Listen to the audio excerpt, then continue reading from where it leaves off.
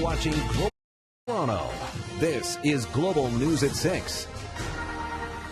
Tonight, tragic new details. What we know about the 5th Canadian killed in the Middle East. This as Israel prepares for a significant ground operation in Gaza. Thank you for joining us tonight. I'm Mark Carcassole. As tensions in the Middle East continue to escalate, so too does the risk for an ongoing humanitarian crisis in the region. The combined death toll in both Israel and Gaza is now over 4,000 people, according to local officials. And with a ground invasion imminent, there are questions as to how people in Gaza will be able to escape a broader onslaught of air attacks by Israel against Hamas targets. Reggie Cicchini has tonight's top story.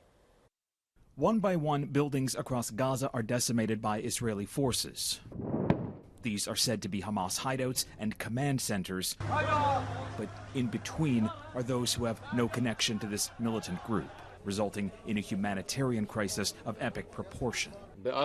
Israeli military officials say they have extended the window for Gazans to move south.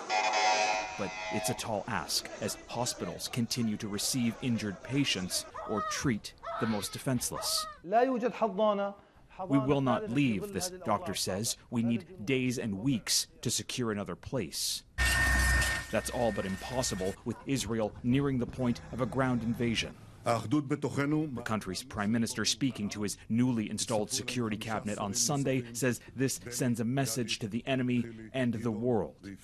But the White House, while standing by with more aid, has reportedly expressed concern for Israel's long-term plans, with experts arguing the state is in a difficult position. Throughout Israel's history, they've been masters of the preemptive strike. The problem here is they're playing catch-up. Not only militarily, but strategically.